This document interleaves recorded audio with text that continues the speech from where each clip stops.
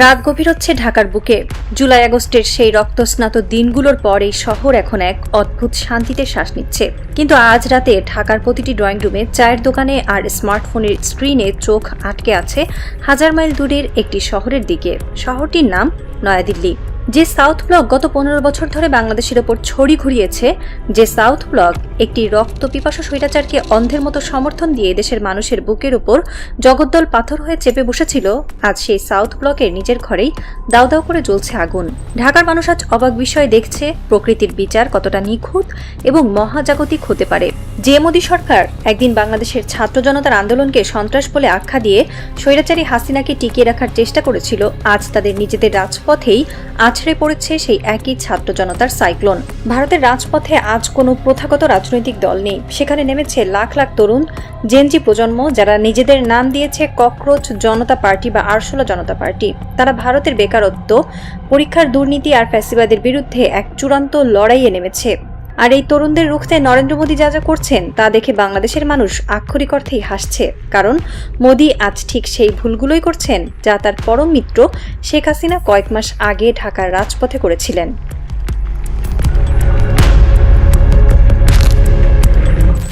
স্বৈরাচারীদের মনস্তত্ত্ব এবং পতনের ব্যাকরণ পৃথিবীর সব জায়গায় একই রকম হয়। ফিরে যায় 2024 সালের সেই রক্তাক্ত জুলাইয়ে। ঢাকার রাজপথে যখন ছাত্ররা একটি ন্যায্য দাবি নিয়ে নেমেছিল, তখন তৎকালীন স্বৈরাচারী শেখ হাসিনা কি করেছিলেন? তিনি প্রথমে ছাত্রদের দাবিকে তাচ্ছিল্য করেছিলেন, তারপর তাদের রাজাকার বলে ট্যাগ দিয়ে সাধারণ মানুষের আবেগ নিয়ে খেলেছিলেন। এরপর তিনি লেলিয়ে দিয়েছিলেন তার পেটুয়া পুলিশ বাহিনী আর ছাত্রলীগকে। যখন তাতেও কাজ হলো না, তখন তিনি পুরো দেশের ইন্টারনেট সংযোগ বিচ্ছিন্ন করে দিয়েছিলেন, যাকে বলা হয়েছিল ইন্টারনেট শাটডাউন। তিনি ভেবেছিলেন ইন্টারনেট বন্ধ করে দিলে, ফেসবুক ইউটিউব বন্ধ করে দিলে, অন্ধকারের ভেতর লাশ গুম করে ফেললে কেউ কিছু জানবে না। আজ ভারতে মোদী সরকার ঠিক কি করছে? ঢাকার মানুষ টিভিতে দেখছে, ককরোচ জনতা পার্টির তরুণরা যখন রাজপথে নামলো, তখন মোদী সরকারও ঠিক একই ভুলগুলো সিরিয়ালি করতে শুরু করলো। প্রথম ধাপে মোদী আর অমিত শাহের আইটি সেল এই তরুণদের পাকিস্তানের দালাল, সোর্স ফান্ডেড এবং দেশদ্রোহী বলে ট্যাগ দিল, ঠিক যেমন শেখ হাসিনা ছাত্রদের রাজাকার বলেছিলেন। দ্বিতীয় ধাপে পুলিশ এবং আরএসএস এর সশস্ত্র ক্যাডারদের লেলিয়ে দেওয়া হলো এই নিরস্ত্র তরুণদের ওপর। লাঠিচার্জ, টিয়ার গ্যাস এবং রাবার বুলেটে রক্তাক্ত হলো দিল্লির যন্তর মন্তর। এবং তৃতীয় ধাপে, যেটি স্বৈরাচারীদের সবচেয়ে প্রিয় এবং শেষ অস্ত্র, internet shutdown. Reuters breaking news দিচ্ছে, যন্তর মন্তরের আশেপাশে সমস্ত মোবাইল টাওয়ার বন্ধ করে দেওয়ার নির্দেশ দেওয়া হয়েছে। Internet blackout. মোদী সরকারও ভাবছে বিশ্ব থেকে ভারতকে বিচ্ছিন্ন করে দিলে রাতের অন্ধকারে তারা এই আরশোলাদের পিষে মারতে পারবে। কি অদ্ভুত এক মিল! মোদী এবং হাসিনা যেন একই গুরুর কাছে রাজনীতি শিখেছেন। দুজনের পতনের চিত্রনাট্য যেন একই টাইপরাইটারেই লেখা হচ্ছে।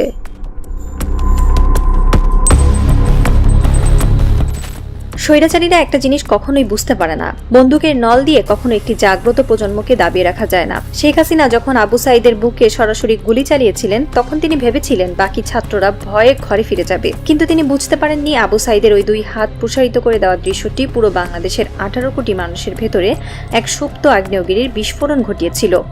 আজ ভারতের মাটিতেও ঠিক একই রকম দৃশ্য মঞ্চস্থ হচ্ছে।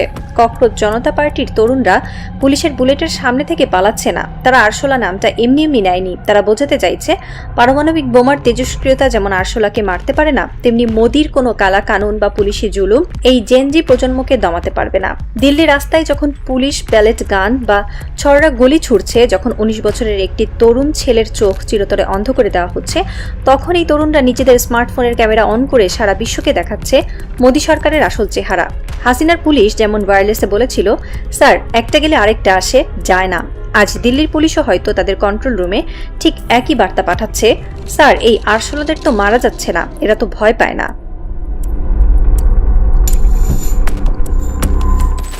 গত কয়েক সপ্তাহ ধরে যে আন্দোলনটি অত্যন্ত মসৃণ এবং শান্তিপূর্ণভাবে চলছিল, হঠাৎ করেই সেখানে ঘন ঘন সংঘর্ষের খবর পাওয়া যেতে শুরু করলো। যন্তর মন্তরে বিক্ষুব্ধ জনতার ভিড় হয়তো এই গুন্ডাদের 2 মিনিটেই সোজা করে দিলে পারত, কিন্তু সরকারের এজেন্ডা বা ব্লু প্রিন্ট তো ঠিক এটাই। সরকার চায় ওখানে গিয়ে মারামারি করো, বিশৃঙ্খলা তৈরি করো, গালিগালাজ করো, আর পুরো দেশের মানুষকে টিভির পর্দায় দেখাও যে ককরোচ জনতা পার্টির সেই গান্ধীবাদী অহিংস আন্দোলন কিভাবে একটি সহিংস দাঙ্গায় পরিণত হয়েছে। তারা প্রমাণ করতে চায় এই তরুণরা দেশের নিরাপত্তার জন্য চরম হুমকি। বাংলাদেশের মানুষ এই নাটক খুব ভালো করেই চেনে। ঢাকায় আন্দোলনকারীদের উপর দোষ চাপাতে কিভাবে মেট্রো স্টেশনে আগুন দেওয়া হয়েছিল তা দেশের মানুষ ভোলেনি। দিল্লিতেও 20 তারিখ সকালে ঠিক কি ঘটেছিল? কঠোর নিরাপত্তা বেষ্টিত যন্তর মন্তরে হঠাৎ করেই একটি পাথর ভর্তি ট্রাক আবিষ্কৃত হলো, ঠিক সেই ধরনের পাথর যা দাঙ্গাবাজরা ব্যবহার করে। সাথে সাথে গদি মিডিয়া চিৎকার শুরু করে দিল, এই পাথর ককরোচ জনতা পার্টি এনেছে পুলিশের উপর হামলার জন্য। কিন্তু লজিকের গিলোটিন এখানে ধপাস করে নেমে আসে। যন্তর মন্তর হলো দিল্লির সবচেয়ে হাই সিকিউরিটি জোন।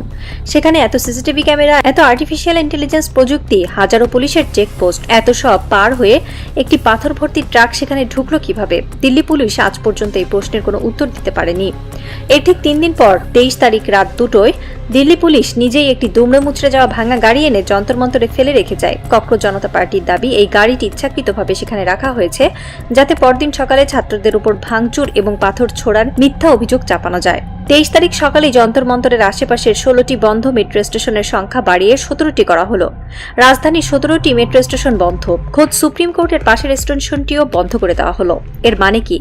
এর মানে হলো ফিল্ডিং সাজানো হয়ে গেছে। সরকার খুব ঠান্ডা মাথায় হিসাব করছে, আজ হোক বা কাল এই বারোদে আগুন জ্বলবেই, আজ হোক বা কাল এই আন্দোলনের ন্যারেটিভ বা বয়ান পরিবর্তন হবেই। ছাত্ররা একসময় ক্লান্ত হবে, আর ঠিক তখনই আইন শৃঙ্খলা অবনতির ধোঁয়া তুলে পুলিশ এবং র্যাপিড অ্যাকশন ফোর্স দিয়ে যন্তর মন্তর আক্ষরিক অর্থেই খালি করে দেওয়া হবে।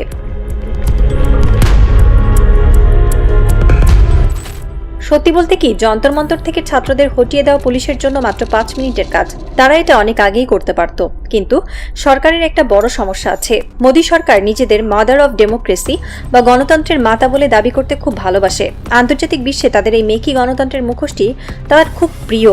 সরকার গুলি চালিয়ে বা লাঠিপেটা করে আন্দোলন দমন করলে সেই মুখোশ খুলে পড়বে। তাই আন্দোলনকে সরাসরি পিষ্ট করা যাবে না, বরং ধর্মেন্দ্র প্রধানের পদত্যাগের দাবিতে গড়ে ওঠায় ককরোচ জনতা পার্টির আন্দোলনকে ডিসক্রেডিট বা কলঙ্কিত করতে হবে। এই ড্যামেজ কন্ট্রোল করতে স্বয়ং নরেন্দ্র মোদী ঘোষণা দিয়েছেন, আমরা ফাস্ট ট্র্যাক কোর্ট বা দ্রুত বিচার আদালত গঠন করব। এই কোর্টের মাধ্যমে প্রশ্ন ফাঁসের সাথে জড়িতদের চরম শাস্তি দেওয়া হবে। সরকার আরও বলেছে, তারা ককরোচ জনতা পার্টির সাথে আলোচনা করতে প্রস্তুত। কিন্তু বাংলাদেশের ছাত্র সমাজ এই ফাঁদ খুব ভালো করেই চেনে। যখন গুলি আর লাঠিচার্জ কাজ করে না, তখন স্বৈরাচারীরা আলোচনার মূলা ছোলায়। মোদির এই ফাঁপা প্রতিশ্রুতির সবচেয়ে বড় প্রমাণ পাওয়া গেল ঠিক সেই দিন যেদিন তিনি ফাস্ট ট্র্যাক কোর্টের কথা বললেন। ঠিক সেই দিনটিতেই 2024 সালের নিট প্রশ্ন ফাঁসের মাস্টার মাইন্ড বা মূল হোতা সঞ্জীব মুখিয়া আদালত থেকে জামিন পেয়ে গেল। কেন সে জামিন পেল? কারণ ভারতের সেন্ট্রাল ব্যুরো অফ ইনভেস্টিগেশন তার বিরুদ্ধে একটি প্রপার চার্জশিট বা অভিযোগপত্র পর্যন্ত তৈরি করতে পারেনি। যে সরকার মূল হোতাকে চার্জশিট দিতে পারে না, তাদের ফাস্ট ট্র্যাক কোর্টের জুমলা বা বাউতাবাজিকে কে বিশ্বাস করবে?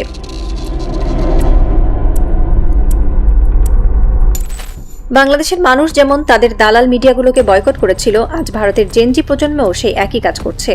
গত 1 দশক ধরে এই গদি মিডিয়া ছিল মোদী সরকারের সবচেয়ে বড় ঢাল। তারা দিনরাত স্টুডিওতে বসে সরকারের বন্দনা করত। কিন্তু আজ এই গদি মিডিয়া আক্ষরিক অর্থে পুরো দেশের মানুষের কাছে কৌতুকের বিষয়ে পরিণত হয়েছে। তাদের রিপোর্টাররা যখন বোম হাতে যন্তর মন্তরে লাইভ কভার করতে যায়, তখন তরুণরা হাসি মুখেই সাংবাদিকদের ট্রল করে, ব্যঙ্গ করে। কংগ্রেসের সোশ্যাল মিডিয়া ইনচার্জ সুপ্রিয়া শ্রীনাথে স্পষ্ট লিখেছেন, গত 10 বছরে 152 বার পরীক্ষার প্রশ্ন ফাঁস হয়েছে। ফাস্ট ট্র্যাক কোর্টের কথা বাদ দিন, স্লো ট্র্যাকে আজ পর্যন্ত কতজনের সাজা হয়েছে? 0। আর মন্ত্রীদের কথা বলছেন, কেউ কি পদত্যাগ করেছে? তাই মোদিজি এই ফাঁপা প্রতিশ্রুতি দেওয়া বন্ধ করুন। দেশের তরুণরা বোকা নয়। রাহুল গান্ধীও অত্যন্ত আক্রমণাত্মক ভাষায় বলেছেন, প্রধানমন্ত্রী মোদী দেশের ভবিষ্যৎকে ধ্বংস করেছেন। ককরোচ জনতা পার্টি আগামী 24 জুলাই দেশব্যাপী সর্বাত্মক আন্দোলনের ডাক দিয়েছে। বিহার, উত্তরপ্রদেশ, মহারাষ্ট্র এবং আসাম থেকে নতুন নতুন ব্যাচ বা দলের পর দল এসে যোগ দিচ্ছে যন্তর মন্তরে। তাদের সাথে আছে বিশাল বিশাল ব্যাগ। তাদের উদ্দেশ্য অত্যন্ত পরিষ্কার, তারা সেখানে ক্যাম্প করবে, তাঁবু গাড়বে এবং কোনোভাবেই সেখান থেকে এক চুলও নড়বে না।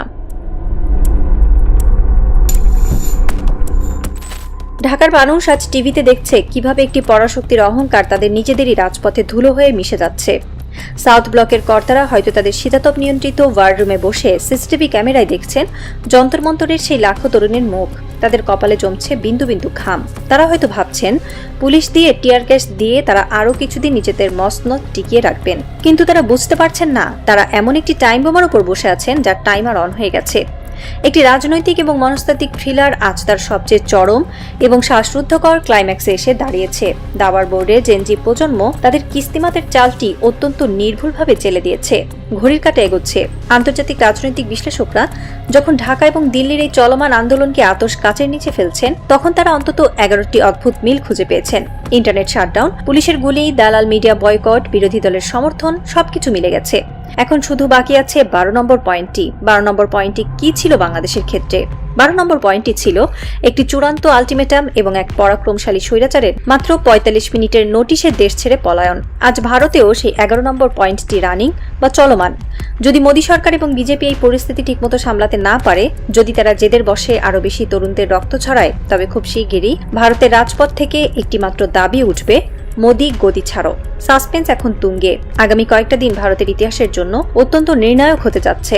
আমরা এখন শুধু অপেক্ষা করছি সেই চরম মুহূর্তটির জন্য। মোদী সরকার কি পারবে এই আসন্ন গণ অভ্যুত্থানের সাইক্লোন থেকে নিজের মসনদ বাঁচাতে, নাকি শেখ হাসিনার মতোই তাকেও কোনো এক মেঘলা দুপুরে ক্ষমতার দম্ভের রাজপ্রাসাদ ছেড়ে চিরতরে পালাতে হবে?